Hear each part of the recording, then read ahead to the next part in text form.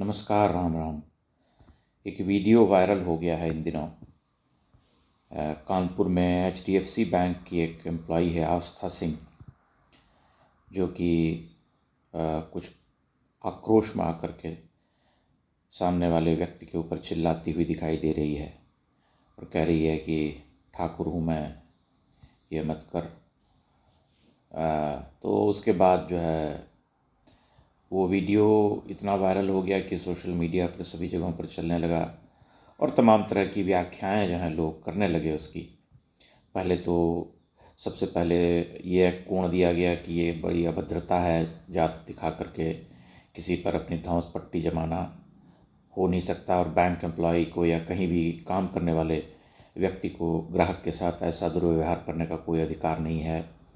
तमाम बातें आ गई। धीरे धीरे जब सच्चाई से पर्दा हटने लगा तब कुछ और बातें भी कही जाने लगी और इसी सोशल मीडिया पर एक बड़ा वर्ग जो है, जो अपने आप को सामान्य वर्ग कहता है, उसमें से बहुत सारे लोग उनके पक्ष में आ गए और कहा कि देखो, वह एक सामान्य वर्ग से आने वाली लड़की है और उसने जीवन में जो है बड़ा भेदभाव सहा है, उसे आरक्षण नहीं मिलता, यह नहीं मिलता, वह नहीं मिलता, तो वह अपनी जाति भी बता नहीं सकती। क्या कोई उसके साथ अगर बदतमीज़ी कर रहा है तो उसने ठीक किया, अपने जातीय अभिमान को स्पष्ट करके और समझा दिया कि तरीके से रहो, आदि आदि। अब देखिए, इसमें न तो कोई अगड़ा पिछड़ा की कहानी है, न कोई सामान्य ओबीसी और जनरल कैटेगरी जिसे उस तरह से रंग देने का प्रयास किया गया, क्योंकि हर बात पर जो है तुरंत यहाँ एक जातिगत कोण खोजा जाता है। मामला ये है कि वहाँ पर काम कर रही एक एम्प्लॉय थी जो संभवतः इस्तीफ़ा देने आई थी और अपने पति के साथ आई थी। उसी के साथ कुछ कहा सुनी हुई उस महिला ऑफिसर की, बैंक में जो काम करती थी, और उस कहा सुनी के बाद इधर से कुछ बदतमीज़ी की गई, जो कि कथित तौर पर ये लोग ब्राह्मण हैं और जो एम्प्लॉय है वो राजपूत है। उनके बीच बहस हुई, जिसके बाद वो आक्रोशित होकर के कहने लगी कि भाई मैं ठाकुर हूँ और तुम्हें औकात बता दूंगी टाइप से।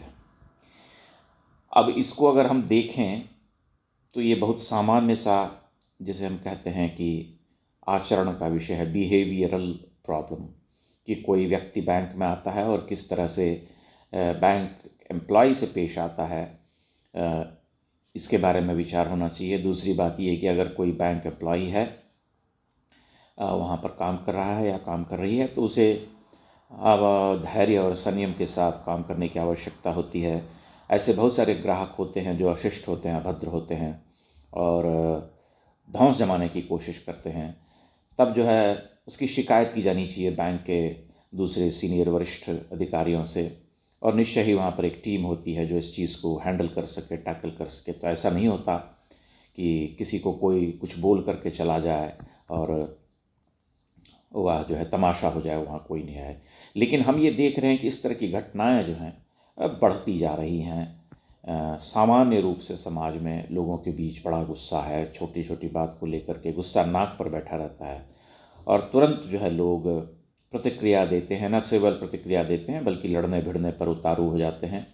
बैंक में ही ऐसी बहुत सारी घटनाएं हो चुकी हैं। आपको ध्यान होगा, कुछ समय पहले बेंगलोर में एक महिला ऑफिसर थी जो एसबीआई में काम करती थी और उसके ऊपर कन्नड़ा बोलने का दबाव डाला गया था। उसके बाद वह उखड़ गई और उसने जो है बहुत ही आक्रोश में आकर के जो है कह दिया कि मैं नहीं बोलूँगी। उस पर भी बहुत जो है समाचार चला था। पिछले दिनों एक देवी जी थी जो कि अल्पसंख्यक समुदाय से आती थी और उन्होंने तो पिस्तौल ही तान दिया था पेट्रोल पंप पर, क्योंकि उनका ये दावा था कि हमारे पिताजी के साथ जो है इन्होंने नाफरमानी की है।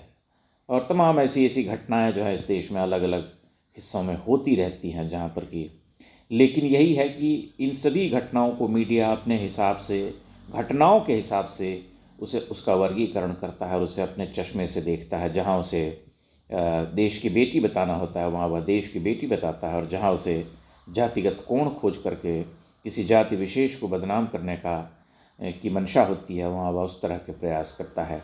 लेकिन अगर आप ध्यान से देखें तो जब भारत में इतने सारे विभेद हैं और लोगों के मन में जो है छोटी छोटी बात को लेकर के क्रोध और विद्वेष जो है उसका राग पनप जाता है, तब सोच समझ करके हमें विचार करना चाहिए कि घटना क्या है और इसमें गलती क्या है, प्रथम दृष्टया क्या नज़र आ रहा है।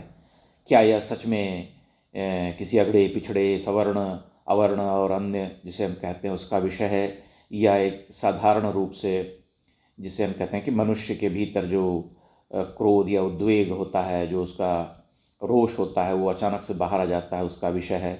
और इस घटना को अगर हम देखें तो ये स्पष्ट रूप से जो है दो लोगों के बीच में कहा सुनी का मामला था, जिसमें से कि एक व्यक्ति ने कथित तौर पर बैंक एम्प्लॉय के साथ अभद्रता की और बैंक एम्प्लॉय ने जो है पलट कर के उससे जवाब दिया।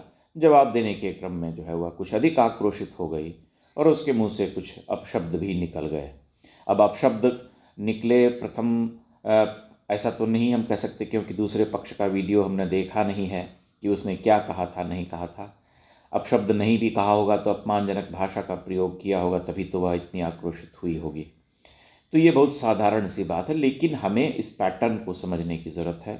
और जब भी ऐसी घटना होती है तब देश में मुख्य धारा के जो चैनल्स होते हैं, जो समाचार चैनल्स होते हैं, तमाम पोर्टल्स होते हैं, वो कैसे इसे रंग दे करके भारतीय समाज को तोड़ने की कोशिश करती हैं, उसे भी समझने की ज़रूरत है, ताकि हम इस समस्या पर थोड़ा ठहर करके तत्काल त्वरित टिप्पणी देने से बचें। क्योंकि आमतौर पर यही मैंने देखा है कि जब भी ऐसी घटना होती है तब लोग कूद पड़ते हैं और अपनी टिप्पणी दे करके निर्णय सुना देते हैं। जब ये घटना हुई और उसके 3 4 5 6 घंटों तक जो है यही चलता रहा, लोगों ने विक्टिमहुड खेलना शुरू किया एक पक्ष ने, और दूसरे पक्ष ने जो है उसे दोषी सिद्ध कर दिया। अब ये तो तय है कि उस महिला के लिए जो है किसी भी प्राइवेट बैंक में या कहीं और नौकरी करना अत्यंत ही कठिन हो जाएगा, क्योंकि ब्लैकलिस्ट हो गई होगी अपने आचरण के कारण। लेकिन वह एक अलग पहलू है। पहलू ये है कि उसे कैसे सामाजिक विद्वेष में बदलने का कुचक्र रचा जाता है और कैसे विक्टिमहुड खेला जाता है, इस पर ध्यान देने की आवश्यकता है।